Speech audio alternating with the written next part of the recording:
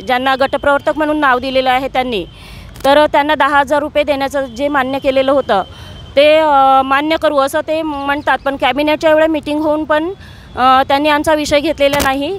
आणि आता आम्हाला आशा लागून राहिलेली आहे. आमचं आशावरच म्हणजे आशाच आमचं नाव आहे आणि आशावरच आम्हाला आशाच आहे की आम्हाला जे सरकारने मान्य केलेलं आहे ते आम्हाला आमच्या पदरी पाडेल आणि आम्हाला जे म्हणजे जीवन जगण्या इतपत तरी आम्हाला मानधन पाहिजे आशांना आणि गटप्रवर्तकांना.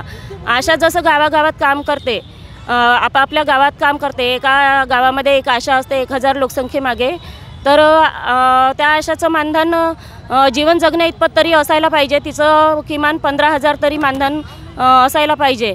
आणि एवढ्या आशांचं म्हणजे एका गटप्रवर्तकीमागे आशा सुपरवायझर हे नाव आहे असायला पाहिजे तिला, पण तिला गटप्रवर्तक हे नाव दिलेलं आहे. तर 20 आशामागे एक गटप्रवर्तिका असते आणि 20 आशा असतात. तर एका गावामध्ये एक आशा आणि कधीकधी एका आशाकडे 3-3, 2-2 गावं असतात. अशा प्रकारचे माझ्याकडे 36 गावं आहेत. तर असे 36, 40 असे 30 पण गावं असू शकतात एका गटप्रवर्तिकेकडे. आणि त्या सर्वांचं कामाचं प्रत्येक हेडचं काम आम्हाला सुपरवायझर लोकांना घ्यावं लागते. तर आम्हाला भरपूर रिपोर्टिंग असतं आणि कामाचा एवढा ताण असतो. जसं आशांचं काम 24 तास असते तसंच आम्हाला पण आमचं काम 24 तास रिपोर्टिंग. जेव्हाही उठलं तेव्हा म्हणजे जेवता ताटावरून उठून पण आम्हाला हे करावं लागते, रिपोर्टिंग द्यावं लागते आणि कामं करावी लागतात. तर आम्हाला पण आमचं किमान वेतन आशांना आणि आम्हाला पण जीवन जगण्या इतपत असायला पाहिजे. किमान वेतन 26,000 असायला पाहिजे आणि ते त्यांनी मान्य करायला पाहिजे.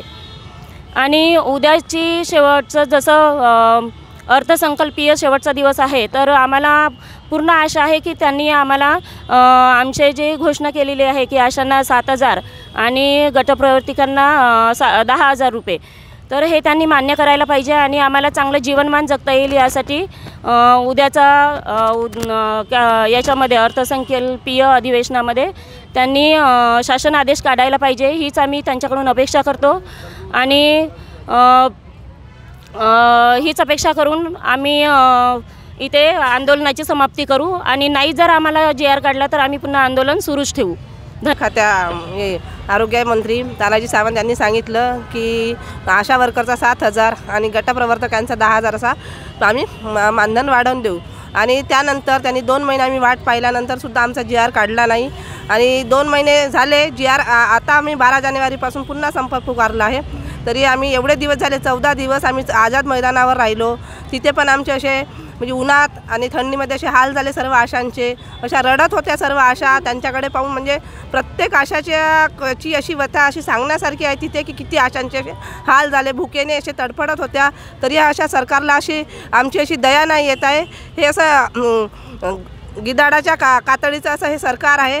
असं ह्या सरकारने जर आता आमच्या व्यथा समजल्या नाही आणि आमच्या मानधनात वाढ केली नाही तर आम्ही 2024च्या निवडणुकीत दाखवून देऊ की आम्ही पण काय करू शकतो. आणि या सरकारचं काय करायचं ते आता आम्ही ठरवूनच घेऊ. जर आमचा GR जर काढला नाही तर जे काम करत नाही, जे आमदार आहेत, खासदार आहेत, त्यांचं कसं मानधनात वाढ होत आहे, त्यांना पेन्शन लागू होत आहे, त्यांचे मुलं बाळं आहे, त्यांना परिवार आहे. आणि आम्ही आज घराघरात जाऊन म्हणजे प्रत्येक व्यक्तीच्या चुलीपर्यंत जाऊन पेशंट काढतो, गाव आपले रोगापासून दूर ठेवतो समजा. आणि त्या आमच्या आशा वर्करच्या समजा कामाची कदर नाही या सरकारला. ते असं हलकट सरकार आहे.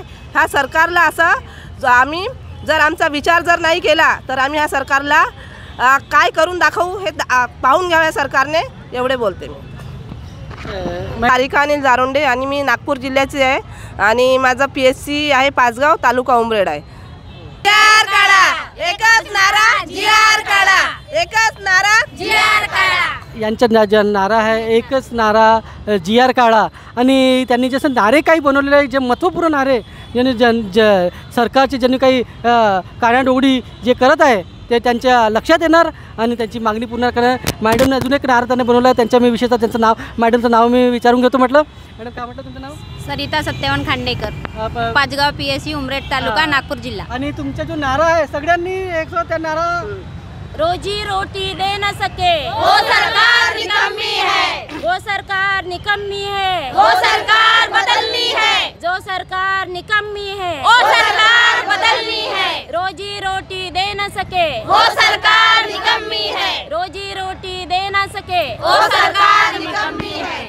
अब मैडम नीम का पत्ता कड़वा है, मोदी सरकार बड़वा है।